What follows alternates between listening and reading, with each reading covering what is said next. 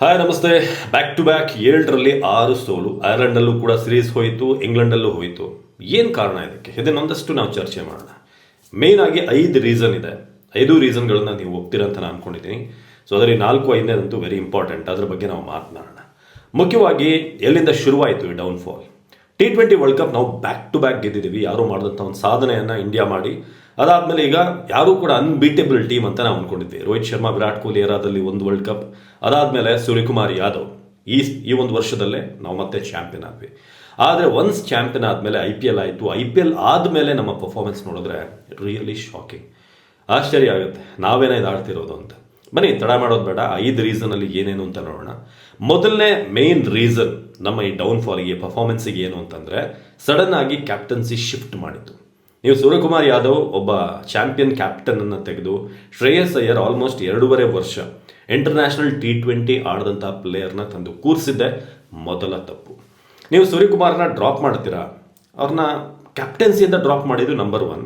ಎರಡನೇದಾಗಿ, ಇಲ್ಲ ಕ್ಯಾಪ್ಟನ್ಸಿ ಬೇಡ, ಅವರು ಪ್ಲೇಯರ್ ಆಗಿ ಆದರೂ ಇರಬೇಕು ಅಂತಂದರೆ ಪ್ಲೇಯರ್ ಆಗಿ ಆದರೂ ಉಳಿಸ್ಕೋಬೋದಾಗಿತ್ತು ಈ ಸೀರೀಸ್ಗೆ, ಈ 2 ಸೀರೀಸ್ಗೆ. ಯಾಕಂದರೆ ಇದು ಸೇನಾ ಕಂಟ್ರಿಲಿ ಆಗ್ತಿರುವಂಥ ಕ್ರಿಕೆಟಲ್ಲಿ ಒಂದು ಟೂರ್ನಮೆಂಟಲ್ಲಿ ಒಂದು.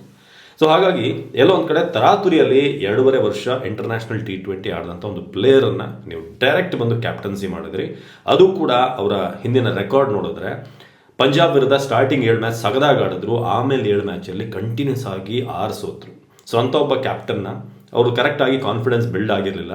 ಸೊ ಅವ್ರನ್ನ ನೇರವಾಗಿ ತಂದು ಕ್ಯಾಪ್ಟನ್ಸಿಗೆ ಕೂರಿಸಿದ್ದು ಮೊದಲು ಮಾಡಿದಂಥ ತಪ್ಪು. ಹಾಗಂತ ನಾನು ಶ್ರೇಯಸ್ ಅಯ್ಯರ್ ಏನು ಕೆಟ್ಟ ಕ್ಯಾಪ್ಟನ್, ಒಳ್ಳೆ ಪ್ಲೇಯರ್ ಅಲ್ಲ ಅಂತ ನಾನು ಹೇಳ್ತಾ ಇಲ್ಲ.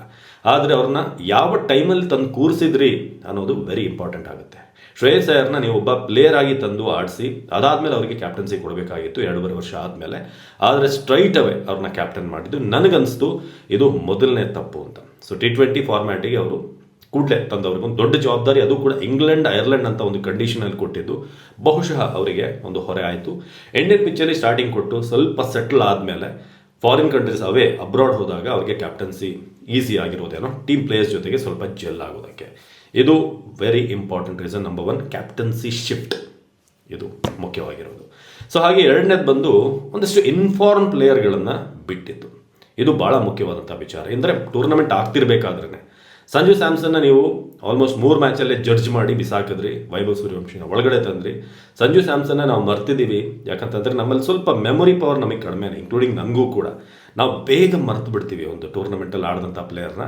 1-2-3 ಮ್ಯಾಚ್ ಆಡದೆ ಹೋದರೆ ಅವ್ರನ್ನ ತೆಗೀರಿ ಕೂಡಲೇ ಅನ್ನೋ ಕೂಗು ಶುರುವಾಗುತ್ತೆ. ಯಾಕಂತಂದರೆ ಅಷ್ಟು ಕಾಂಪಿಟೇಷನ್ ಇದೆ. ಓಪನಿಂಗಲ್ಲಿ ಇನ್ನೂ ಕೂಡ ಆಡ್ಬೋದಂಥ ಪ್ಲೇಯರ್ಸ್ಗಳು ನಮಗೆ ಯಶಸ್ವಿ ಜೈಸ್ವಾಲ್ ಇದ್ದಾರೆ, KL ರಾಹುಲ್ ಅಂತ ಪ್ಲೇಯರ್ಸ್ ಇದ್ದಾರೆ, ದೇವದತ್ ಪಡಿಕ್ಕಲ್ ಕೂಡ ಓಪನಿಂಗ್ ಬಂದು ಆಡುವಂಥ ಒಬ್ಬ ಪ್ಲೇಯರ್, ಪ್ರಭ್ಸಿಮ್ರನ್ ಸಿಂಗ್, ಪ್ರಿಯಾಂಶ್ ಆರ್ಯ, ಋತುರಾಜ್ ಗಾಯಕ್ವಾಡ್. ಅಂದರೆ ಅವರು ಫಾರ್ಮಲ್ ಇಲ್ಲ, ನಾನು ಹೇಳಿದ್ದು ಈ ಲಿಸ್ಟಲ್ಲಿರುವಂಥ ಪ್ಲೇಯರ್ಸ್ಗಳು ಯಾರಿದ್ದಾರೆ ಅಂತ. ಸಾಯಿ ಸುದರ್ಶನ್ ಇದ್ದಾರೆ, ಶುಭ್ಮನ್ ಗಿಲ್ ಇದ್ದಾರೆ. ಸೊ ಓಪನಿಂಗ್ ಸ್ಲಾಟ್ಗೆ ಆಲ್ಮೋಸ್ಟ್ ಒಂದು 8-10 ಪ್ಲೇಯರ್ಗಳು ವೆಯ್ಟ್ ಮಾಡ್ತಾ ಇದ್ದಾರೆ. ಸೊ ಆ ರೀಸನ್ಗೆ ನಿಮಗೆ ಎಲ್ಲೋ ಒಂದು ಕಡೆ ಒಂದೊಂದು ಪರ್ಫಾರ್ಮೆನ್ಸ್ ಕೂಡ ನಾವು ದುರ್ಬಿನಿಟ್ಟು ನೋಡ್ತೀವಿ. ಬಟ್ ಸಂಜು ಸ್ಯಾಮ್ಸನ್ನ ಡ್ರಾಪ್ ಮಾಡಿದ್ದು ನನಗೇನೋ ಸರಿ ಅನಿಸ್ಲಿಲ್ಲ.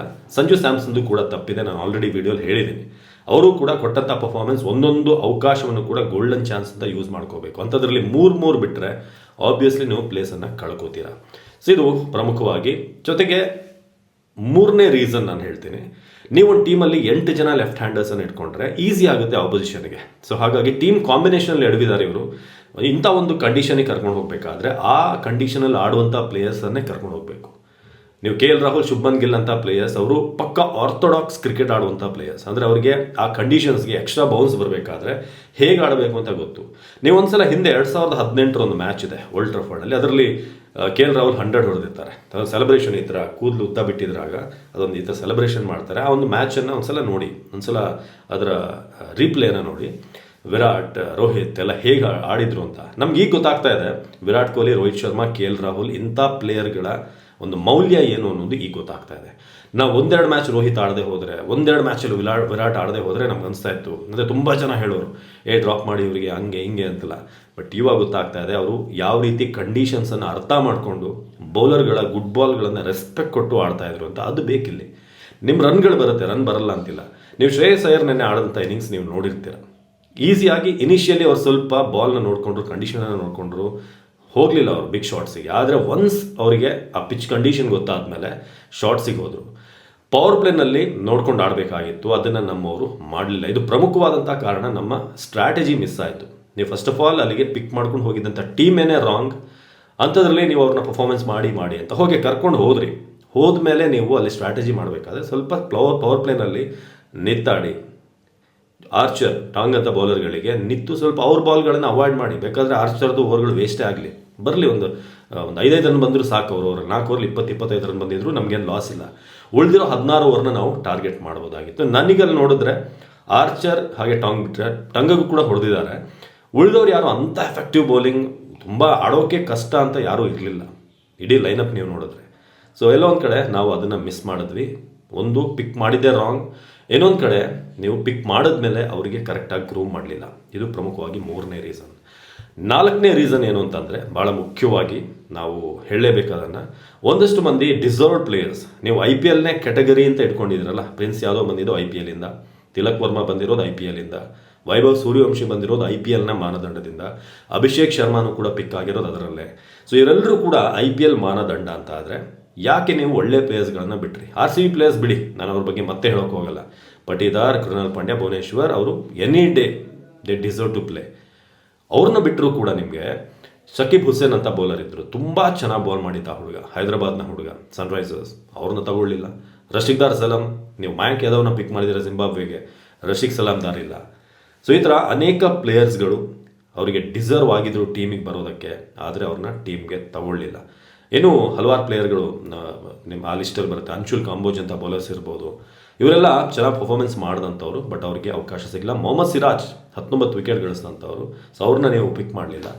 ನನಗೆ ಅದೊಂದು ಮೇಜರ್ ಕನ್ಸರ್ನ್ ಅನಿಸ್ತು ನನಗೆ. IPLಲ್ಲಿ ಫಾರ್ಮಲ್ಲಿ ಇರೋರನ್ನ ನೀವು ತೊಗೊಳೋದಾದರೆ ಇವ್ರನ್ನೆಲ್ಲ ಪಿಕ್ ಮಾಡಬೇಕಾಗಿತ್ತು ಅಂತ. ಅದು ಕೂಡ ಅಲ್ಲಿನ ಬೌನ್ಸಿ ಪಿಚ್ಚಲ್ಲಿ ಕೃಣಾಲ್ ಪಾಂಡ್ಯದೆಲ್ಲ ತುಂಬ ಚೆನ್ನಾಗಿ ಬಿದ್ದಿರೋದು ಬಾಲ್. ಯಾಕಂತಂದರೆ ಎಕ್ಸ್ಟ್ರಾ ಬೌನ್ಸ್ ಇದೆ, ಸ್ಪಿನ್ನರ್ಲ್ಲಿ ಟ್ರೈ ಮಾಡ್ತಾರಲ್ಲ ಸೆಂಟ್ರಲ್ಲಿ, ಅವೆಲ್ಲ ವರ್ಕ್ ಆಗಿರೋದು, ವಿಕೆಟ್ ಬಂದಿರೋದು ಅಂತ. ಇದು 4ನೇದು. 5ನೇ ರೀಸನ್ ಟೋಟಲ್ ಆಗಿ ಅಂತ ಬಂದರೆ, ಓವರ್ ಆಲ್ ನಾವು ಈ ಬ್ಯಾಟಿಂಗ್ ಆರ್ಡರ್ ಕೊಲ್ಯಾಪ್ಸ್ ಜೊತೆಗೆ ಸಪೋರ್ಟಿಂಗ್ ಬೌಲರ್ ಇರಲಿಲ್ಲ ಅಂತ ನನಗನ್ನಿಸ್ತು. ಸ್ಪಿನ್ನಲ್ಲೂ ಕೂಡ ಅಕ್ಷರ್ ಪಟೇಲ್, ವಾಷಿಂಗ್ಟನ್ ಸುಂದರ್ ಗ್ರೇಟ್ ಅನಿಸ್ಲಿಲ್ಲ. Kuldeep Yadav would have been good bet, ಯಾಕಂದರೆ ಹಿಂದೆ ಇಂಗ್ಲೆಂಡ್ ಕಂಡೀಷನ್ಸಲ್ಲಿ ಆಡಿದಾಗ ಕುಲ್ದೀಪ್ ತುಂಬ ಚೆನ್ನಾಗಿ ಬೌಲ್ ಮಾಡಿದರು. ಸೊ ಕುಲ್ದೀಪ್ ಅಂತ ಒಬ್ಬ ಎಕ್ಸ್ಪೀರಿಯನ್ಸ್ನಲ್ಲಿ ಇರಬೇಕಾಗಿತ್ತು. ವಾಷಿಂಗ್ಟನ್ ಸುಂದರ್, ವರುಣ್ ಚಕ್ರವರ್ತಿ, ಅಕ್ಷರ್ ಪಟೇಲ್ ಅದನ್ನು ನಿಭಾಯಿಸಲಿಲ್ಲ. ಹಾಗೆ ಹರ್ಷದೀಪ್ಗೆ ಒಂದು ಕಾಂಪ್ಲಿಮೆಂಟ್ ಮಾಡುವಂಥ ಬೌಲರ್ ಪ್ರಿನ್ಸ್ ಯಾದವ್ ಟ್ರೈ ಮಾಡಿದ್ರು, ಬಟ್ ಅವರು ಥರ್ಡ್ ಒಂದು ಸ್ಟ್ರಿಂಜಲ್ಲಿ ಬರುವಂಥ ಬೌಲರ್. ಸೆಕೆಂಡ್ ಬೌಲರ್ ಆಗಿ ನಿಮಗೆ Harshit Rana was good, but ನಿಮಗೆ ಇನ್ನೂ ಸ್ವಲ್ಪ ಅಟ್ಯಾಕಿಂಗ್ ಬೌಲರ್ ಯಾರಾದರೂ ಅವ್ರ ಜೊತೆ ಇರಬೇಕಾಗಿತ್ತು ಅಂತ ನನಗನ್ನಿಸ್ತು. ಸಮ್ಮನ್ ಲೈಕ್ ಭುವನೇಶ್ವರ್ ಕುಮಾರ್ ಅಥವಾ ಮೊಹಮ್ಮದ್ ಸಿರಾಜ್, ಇವ್ರು ಯಾರಾದರೂ ಇದ್ದಿದ್ರೆ ಬಹುಶಃ ರಿಸಲ್ಟ್ ಇನ್ನೊಂದು ಥರ ಇರೋದೇನು. ನಾವು ಅವರಿಗೆ ಸೆಟ್ ಆಗೋಗಿ ಬಿಟ್ವಿ, ಎಲ್ಲೂ ಕೂಡ ಅವ್ರನ್ನ ಕಾಡಲಿಲ್ಲ ಬ್ಯಾಟ್ಸ್ಮನ್ಗಳ. ಹ್ಯಾರಿ ಬ್ರೂಕ್ ಅವ್ರ ಒಂದೊಂದು ಶಾಟ್ ನಿಮಗೆ ಗೊತ್ತಿರ್ಬೋದು, ಬಟ್ಲರ್ ಲಾಸ್ಟ್, ಸಾಲ್ಟ್ ಆಡಿದ್ದು, ಬೆತ್ತಲ್ ಆಡಿದ್ದು. ಸೊ ನಾವೆಲ್ಲೂ ಕೂಡ ಕ್ಯಾಪಿಟಲೈಸ್ ಮಾಡಲಿಲ್ಲ. So over all toothless power play ಆಡಿದ್ವಿ. ನಮ್ಮ ಬೌಲಿಂಗಲ್ಲೂ ಕೂಡ ಅಂಥ ಒಂದು ಸ್ಪೈನ್ ಕಾಣಿಸ್ಲಿಲ್ಲ.